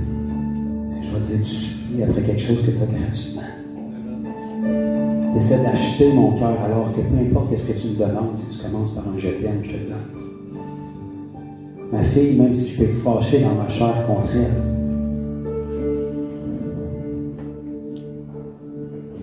si elle vient sur mes genoux, elle me regarde en disant, papa, je t'aime. Ça ne me dérange pas, qu'est-ce que tu as fait, c'est fini. Combien tu veux, prends ma carte. Je ne suis pas bon. C'est naturel. L'amour d'un père, ça ne se mérite pas, ça ne s'achète pas, ça ne se comprend pas. C'est un héritage. C'est comme ça avec notre Dieu. Et on peut vivre dans cette réalité-là, puis dans cette identité-là, dans notre quotidien. Ça change la perception dont on voit les gens. On ne les voit plus pour où est-ce qu'ils sont rendus. On les voit pour où est-ce qu'ils sont appelés. On ne les regarde plus selon la chair et le sang. On les regarde pour la valeur inestimable qu'ils ont. Parce que la valeur qu'il y a sur leur vie est la même qu'il y a sur la nôtre. Ça a coûté le même prix pour les racheter. Amen. Fait que déversez votre cœur devant le Seigneur. Si vous voulez prier en esprit, priez en esprit. Si vous voulez rester en silence, si vous avez des choses à confesser au Seigneur, à le remercier, à ouvrir votre cœur, faites-le. Puis je vais me promener. Si le Seigneur me donne des paroles, des trucs, je vais les partager avec vous. Prenez ce qui vous concerne. Et puis je vais prendre un temps aussi après pour prier si vous avez des problèmes physiques et autres. Merci Jésus. Seigneur, je te prie de venir parler par ton esprit. Laisse l'esprit de prophétie, de parole de connaissance, parole de sagesse, Seigneur, opérer pour que tes enfants puissent entendre ton cœur pour eux ce matin, cet après-midi.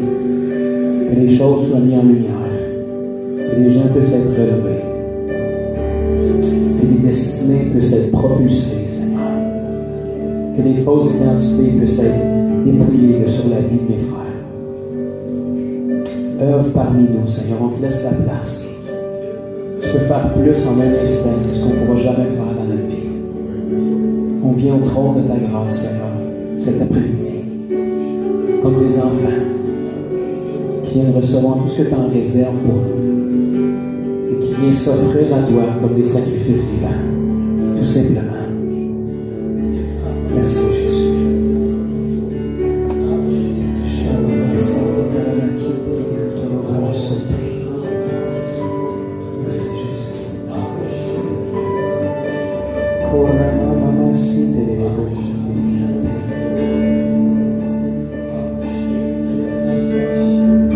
Mon frère ici à côté de Denis, c'est pas ton nom, ton tag est à l'envers.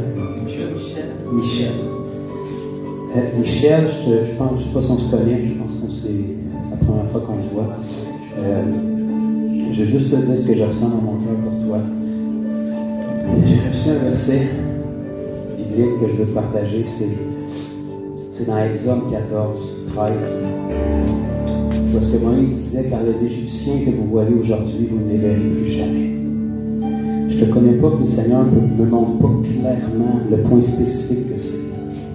Mais de par ce verset-là, c'est comme si le Seigneur me montrait qu'il y a quelque chose de ton ancienne vie, que tu traînes et qui te poursuit, même dans ta vie chrétienne. Et pardon, plusieurs petits points, mais il y a quelque chose principalement qui essaie de te ravoir. Tu n'es pas tombé dans le panneau jusqu'à présent, mais c'est quelque chose qui te poursuit, qui te nuit, qui te donne des combats, qui sont inutiles, des fois, qui t'empêchent de rentrer pleinement où est-ce que tu devrais aller. Je ne sais pas si ça fait du sens là, au moment où je parle, je ne sais pas si tu identifies cette chose-là spécifiquement. Peut-être que le Seigneur ne me la montre pas spécifiquement pour pas que je la nomme, pour pas créer de malaise ou quoi que ce soit. Mais de par cette chose-là, l'Égypte ici, c'était des choses de leur ancienne vie. Ils ont échappé à l'Égypte, mais l'Égypte est partie après eux pour les ravoir. Et par cette parole-là au Seigneur, par cette parole-là, aujourd'hui, le Seigneur va briser ce lien-là sur toi. Cette chose-là qui veut te ramener dans ton ancienne vie, cette chose-là qui veut revenir dans tes pensées. Seigneur, je te prie pour Michel maintenant, dans le nom de Jésus. Je te remercie, Seigneur, parce que tu connais le fond des cœurs. Tu connais les ruses du diable et tu mets les choses en lumière. Dans le nom de Jésus maintenant, toute chose de son ancienne vie, toute trappe de son ancienne vie, tout outil de tentation que le diable a utilisé envers lui dans son ancienne vie. Je brise ces choses-là sur la vie de Michel maintenant. Tout lien mental qui est là, tout lien physique qui peut être là, tout lien émotionnel qui peut être là. Je brise ces choses-là sur sa vie maintenant même. J'appelle la liberté sur Michel, j'appelle une percée dans cette dimension-là. Je commande à tout ce qui a été retenu, tout ce qui lui a été dérobé, volé depuis tant d'années à cause de ce lien-là, qu'il y ait une restitution qui se fasse, Seigneur Dieu, que tu puisses lui permettre de racheter le temps, et j'appelle une percée dans la vie de Michel au nom de Jésus. Que les choses qui étaient inaccessibles à lui jusqu'à présent, ça puisse débloquer, Seigneur. Que les choses qui affectaient sa famille, ses relations, tu puisses restaurer, Seigneur. Et j'appelle une liberté définitive de tous ces liens-là de son ancienne vie. Je le déclare maintenant même sur lui au nom puissant de Jésus. Merci, Seigneur. Alléluia.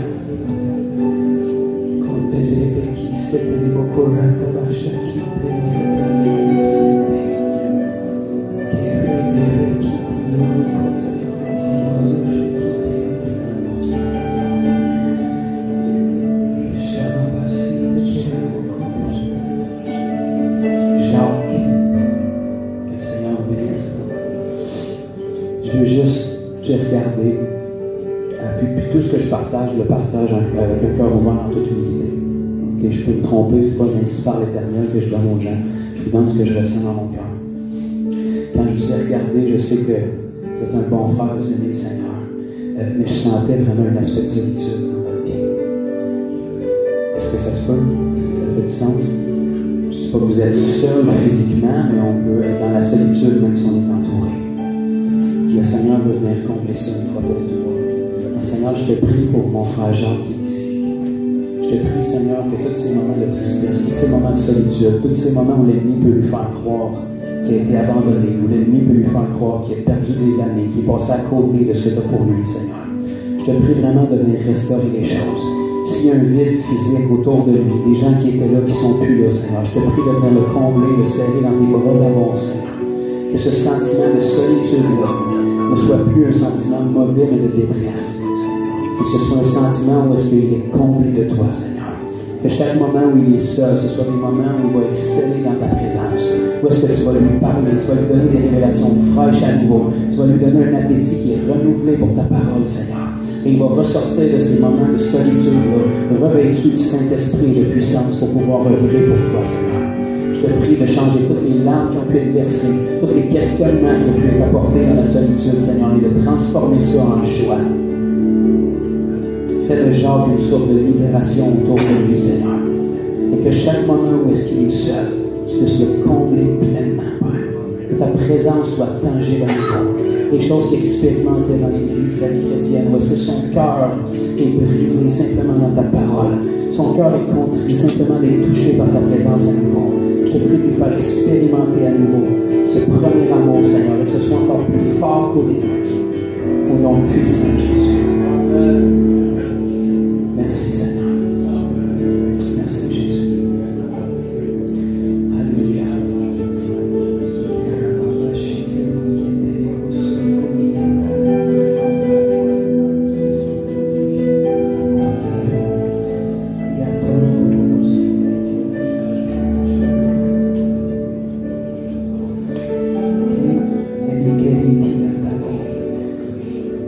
Il y a plusieurs personnes ici, je ne vais pas vous prendre un par un, mais il y a plus qu'une personne ici.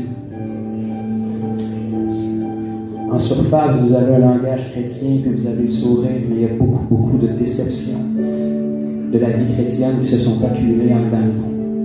Beaucoup de déceptions d'Église, beaucoup de déceptions de dénomination, beaucoup de déceptions de ministère. Vous ne le verbalisez pas parce que vous ne voulez pas faire de division dans le corps de Christ, mais en dedans de vous, il y a beaucoup de déceptions qui sont là. Vous avez presque perdu espoir dans les hommes. Vous avez perdu espoir dans ce que Dieu peut faire à travers les hommes. Vous avez perdu espoir dans ce que Dieu peut faire à travers son Église. Vous savez, l'Église, même si elle a été mal menée et mal représentée, c'est encore le plan de Jésus. Il a fondé son Église et il revient chercher son Église. Alors, je ne veux pas vous nommer un par un parce qu'il y en a plus qu'un. Mais si c'est vous, je ne vous demande pas de vous manifester. Mettez votre main sur votre cœur. Le Seigneur veut faire un ménage aujourd'hui. Seigneur, je te prie pour chacun de ces frères-là qui ont probablement des raisons légitimes d'être déçus.